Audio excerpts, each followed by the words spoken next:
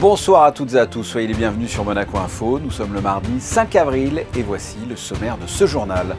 C'est officiel, c'est le retour des croisiéristes en principauté après 2 ans d'absence. Eh bien, sachez que la société d'exploitation des ports de Monaco a déjà dans son agenda plus de 130 réservations de bateaux de croisière. La destination Monaco fait rêver, comme vous allez pouvoir le constater, avec notre invité, le directeur général de la SEPM, Olivier Lavagna. La destination Monaco fait aussi rêver grâce à sa terre battue. Les meilleurs joueurs mondiaux seront présents la semaine prochaine pour s'affronter lors des Rolex Monte Carlo Masters. Qui devrait sortir son épingle, ou plutôt sa raquette du jeu? Quels sont les possibles vainqueurs entre les anciens et la nouvelle génération? Pour y répondre, nous serons avec Henri Lecomte, entre 2 courses, puisque pour sa reconversion, il est devenu chauffeur de taxi. Je plaisante évidemment, nous avons tout simplement fait son entretien dans sa voiture. Et en ce qui concerne nos reportages, nous irons à Monacotech. Cet incubateur soutient les startups innovantes. Eh bien, parmi les nouvelles sociétés qui bénéficient des services de Monacotech, Trimeds, une plateforme collaborative qui permet l'achat et la vente de produits de santé. Et enfin, nous vous présenterons les lauréats du concours lycéen proposé par les rencontres littéraires Fabien Boisson. Ce sont des élèves de seconde et qui sait peut-être de futurs grands écrivains. Vous ne rêvez pas? Ils sont de retour depuis ce week-end. Il suffit de se balader dans le port Hercule pour les apercevoir. Après 2 ans d'absence, c'est le grand retour des bateaux de croisière. Nous recevons donc notre premier invité, le directeur général de la Société d'exploitation des ports de Monaco, Olivier Lavagna. Bonsoir. Bonsoir. On a observé ce week-end un bateau de croisière, tout comme ce lundi dans le port Hercule. Est-ce que cela signifie que c'est le retour des croisiéristes en principauté ? Et oui, absolument. Après 2 ans d'interruption en raison de la crise sanitaire, on est heureux de voir réapparaître avec le début de la saison, début avril, des bateaux de croisière. Et donc c'est la reprise selon une nouvelle politique qui a été définie pendant justement l'arrêt de la Covid. Donc d'une période en fait qui couvre d'avril et qui s'arrête dorénavant à partir de mi-novembre, qui laisse un créneau de mi-novembre jusqu'à fin mars où on va équiper un peu plus la digue pour pouvoir accueillir dans ces périodes-là des méga-yachts. C'est une période où de toute façon il n'y avait pas beaucoup de croisières, mais donc après c'est une reprise donc aussi comme pour les travaux de l'urbanisation en mer, on avait réduit les tailles à 250 mètres, et on va pas les réaugmenter, ils vont rester à cette cible maximum de longueur. Oui, ça, ce sont les conditions pour accoster à Monaco maintenant, c'est 250 mètres? On ne prend plus de bateaux de taille supérieure à 250, justement on veut viser aussi une clientèle des catégories de luxe, premium. C'est une démarche, un souhait affiché de la principauté. Et tout ça aussi ayant pour but, finalement, ça va aussi réduire un peu le nombre des bateaux, puisque cette année, nous allons en avoir 137. D'accord. 137 répartis comment? Il va y en avoir énormément cet été, un peu moins après. Comment ça se passe? Ça commence assez fort, après il y a un peu d'accalmie en juillet, août, mais puis après ça se finit aussi assez resserré. Est-ce qu'il va y avoir des règles sanitaires? Monaco reste plutôt sur des mesures encore assez fortes, mais on entend qu'en France et partout c'est en train de s'alléger, donc sans doute qu'on suivra. Mais en tout cas, oui, les compagnies elles-mêmes, c'est des tests, des PCR et des passes imposés, des réserves à l'intérieur des bateaux pour en cas de cas positifs qui puissent être isolés à l'intérieur des bateaux. Donc toutes ces mesures qui seront en vigueur avec le terminal croisière qui est dédié, qui va permettre de réguler les flux, séparer les entrants des sortants, enfin tous des dispositifs de bon sens et qui limitent les contacts et qui doivent éviter les éventuels problèmes. Qu'est-ce que vous avez fait pour que ces 137 bateaux viennent à Monaco? Vous les avez dragués entre guillemets, c'est-à-dire vous avez fait un travail de commercial? C'est une destination qui est attrayante. Et puis là, à la fin du mois, on va aussi à Miami, au salon, vraiment le salon dédié, s'il y en est un, c'est celui-là, des croisières. Et donc nous y sommes habituellement. Et là, il y a eu 2 ans d'interruption. Et donc là, on y retourne pour justement montrer que Monaco est sur le secteur et a cette volonté de se positionner en visant cette catégorie de qualité. En termes de chiffre d'affaires, alors qu'est-ce que représente l'arrivée des croisiéristes à Monaco, que ce soit pour la SEPM et, comme vous l'avez dit plus largement, pour la principauté? Vous avez ces chiffres-là? Pour la SEPM, c'est de l'ordre de 10% du chiffre d'affaires annuel. hein. Et pour la principauté, c'est toujours très difficile, mais enfin, on parle de quelques dizaines de millions, hein, effectivement. Donc, c'est pas du tout anodin, et c'est du commerce de proximité. C'est le terminal, d'être en début et fin de croisière, c'est ce qu'on appelle le tête de ligne. C'est aussi important, puisque on sait quand on embarque pour un début de croisière, généralement on vient la veille, et donc on va tester l'hôtellerie et donner aux clients envie de revenir, et c'est pas forcément pour une croisière. Ça a été un gros manque à gagner justement alors pour l'ASEPM, ces 2 ans d'absence. On s'est adapté, hein, comme tout le monde a dû le faire pendant cette phase compliquée, hein, mais on est un acteur mais qui permet les retombées pour toute la ville en fait, hein. Et donc aussi, mais donc les mesures de la nouvelle politique qui ont été prises, hein, c'est donc de privilégier l'accostage des bateaux à quai, de réduire globalement les rades, hein, et donc tout ça au final, c'est aussi des mesures dans ce secteur souvent un peu discuté des pollutions, ça limite à la fin aussi, réduit l'impact environnemental de cette activité. Vous l'avez entendu, c'est le retour des bateaux de croisière à Monaco. 137 sont prévus cette année. Olivier Lavagna, merci. Merci. Nous vous retrouvons Alexandra Pani pour un premier point sur l'info avec, comme tous les mardis, le taux d'incidence relatif au dépistage de la Covid-19. Bonsoir Fabien, bonsoir à tous. Le taux d'incidence est en baisse selon les données récoltées la semaine dernière. 814 contre 1050 la semaine précédente. Entre le 28 mars et le 3 avril, 3219 tests PCR antigéniques ont été réalisés en principauté. Le taux de positivité des tests s'élève à 17,33%. Solidarité avec ce spectacle hors programme proposé au Théâtre Princesse Grace. Du 15 au 17 avril, ce seront 5 représentations en tout qui seront proposées. Alors que le Festival international du cirque de Monte-Carlo a dû être annulé cette année encore, il s'agira cette fois-ci d'un spectacle au profit des écoles de cirque d'Ukraine. Des étudiants des écoles de Kiev et Kharkiv participeront sur la scène du Théâtre Princesse Grace, un événement souhaité dans le cadre de la Journée mondiale du cirque. Vous pouvez réserver vos places sur le site montecarloticket.com. C'est noté, merci. La Principauté, depuis 2017, apporte son soutien à la création de projets innovants par le biais de son incubateur de start-up, Monacotech. 6 nouvelles entités viennent d'intégrer la structure au mois de janvier. Tous les mardis, nous vous en présentons une. Aujourd'hui, nous nous arrêtons sur une plateforme collaborative qui permet l'achat et la vente de produits de santé. Son nom, Trimeds. Reportage de Vanessa Dessy sur des images de Kevin Garcia. Il s'agit d'une plateforme collaborative. Trimeds permet l'achat et la vente entre professionnels de produits de santé invendus et arrivant à date de péremption. Acheter moins cher et vendre son produit au lieu de le jeter, un concept mis en place par Jean-Nicolas Vincenti en 2020. Je suis diplômé depuis 2014 de la faculté de Marseille. J'ai travaillé dans plus de 40 pharmacies différentes, donc dans plusieurs régions de France, dans les dom-toms et aussi à l'étranger. Et à chaque fois, c'était le même constat, même problématique, donc la gestion des invendus et des périmés. Voilà, donc il y a environ, j'ai fait une étude de marché l'an dernier, mais environ 15 000 € par an, par pharmacie, de produits en fait jetés à la poubelle. Trimeds a également pour projet de développer une application mobile. Cette dernière permettra aux particuliers d'acheter à moindre coût des produits de parapharmacie arrivant à date de péremption. Le produit est mis en ligne en fait par le pharmacien donc au moins un mois avant la date de péremption. Voilà. En moyenne, souvent les pharmaciens les mettent 3 mois avant leur date. Pour que le particulier puisse acheter des produits avec au moins 50% de remise par rapport au prix public TTC, pour vraiment que ce soit des tarifs en fait intéressants. Mais en effet, du coup, il doit le prendre en fait assez vite, voilà, puisque sa date courte. En plein cœur de l'espace MedTech, entouré des startups Coraliotech et Novetech Surgery, Trimeds a récemment intégré l'incubateur Monacotech afin d'offrir une démarche écologique de plus en principauté. D'une start-up, passons à une star du tennis des années 80-90. Il a permis de ramener la Coupe Davis à la France. Il a remporté également de nombreux titres.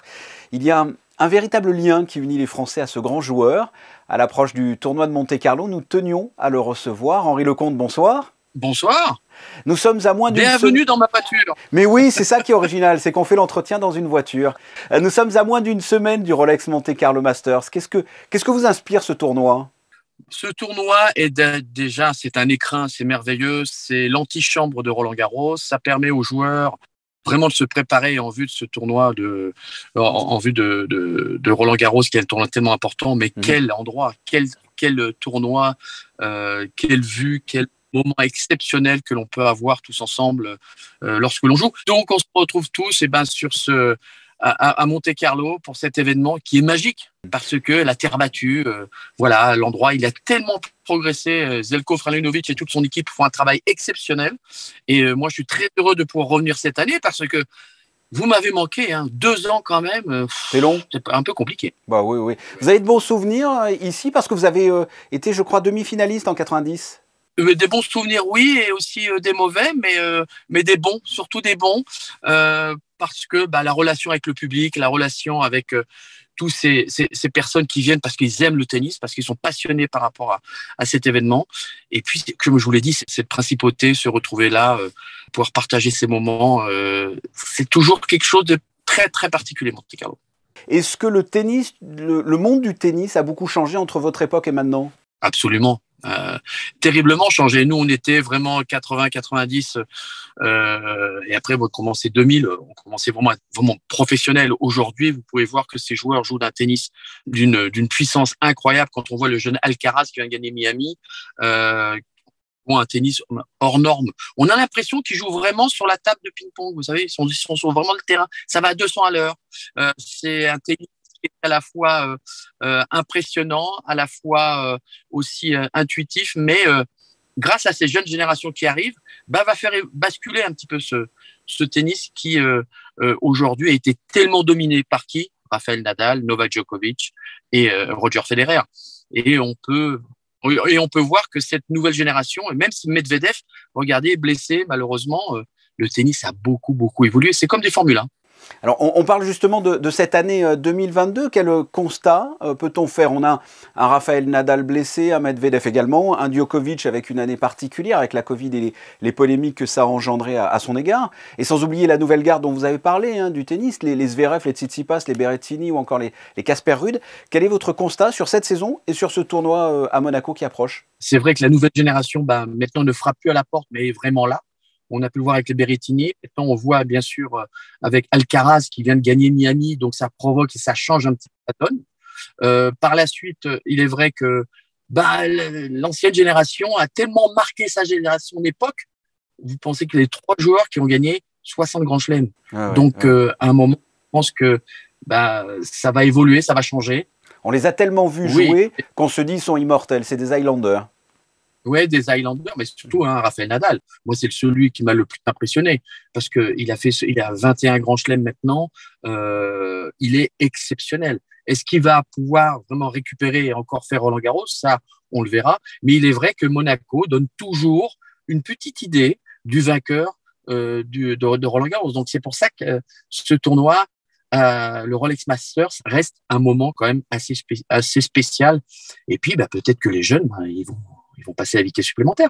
Justement, c'est une question que les journalistes posent tout le temps à l'approche des tournois. Je m'en excuse, mais je vais vous la poser quand même. Votre pronostic, qu'est-ce que vous verriez cette année en finale lever la coupe ?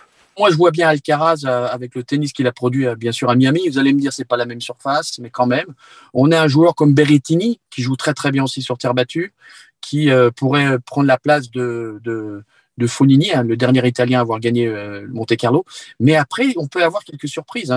Vous savez que aussi, il peut faire très beau à Monaco, comme aussi il peut y avoir des moments un petit peu compliqués avec le temps, la pluie, mais on sait, je le répète encore une fois, celui qui gagne le tournoi de Monte-Carlo dans la Principauté a toujours une bonne option pour Roland-Garros. Donc attention, la terre battue arrive. La terre battue arrive. Je le rappelle, le Rolex Monte-Carlo Master se déroulera du 9 au 17 avril avec le tirage au sort ce vendredi, à suivre en live sur nos réseaux sociaux. Sans oublier votre rendez-vous quotidien chaque soir, l'émission Les Experts avec notamment le résumé du jour. Henri Lecomte, merci d'avoir répondu à mes questions. C'était un vrai plaisir. Passons un coup de projecteur, innovant certainement aussi, à présent sur le concours lycéen proposé par les rencontres littéraires Fabien Boisson. Le palmarès a été dévoilé au cœur du lycée technique et hôtelier. Quels étaient les thèmes imposés qui sont les lauréats cette année ? Sandrine Nègre et Alexandra Marangoni ont cherché à en savoir plus. Reportage. Ils sont une cinquantaine. Tous ces élèves partagent plusieurs points communs. Le fait d'être au lycée, d'être scolarisés à Monaco, mais désormais celui-ci aussi. Tous ont participé au concours des rencontres littéraires Fabien Boisson, un concours rythmé par plusieurs temps forts. Ils ont planché sur 2 sujets différents et ça a été pratiquement à égalité. Alors le premier, c'était la définition de la beauté, mais de la beauté dans toutes ses conceptions, dans tous ses concepts, dans toutes ses... Alors ça a été également sur la femme pour les garçons, un petit peu moins sur l'homme pour les filles. Et puis je leur avais demandé, parce que par les temps que nous traversons, de terminer la phrase « Tout va bien ». À l'issue de ces dédicaces, plusieurs récompenses ont été décernées, comme les grands prix des rencontres littéraires Fabien Boisson. Premier prix à Lucas Hardy, deuxième à Carla Séguré, troisième prix ex aequo Louise Kern et Matteo Facchinetti. Moi j'ai choisi Où se trouve la beauté.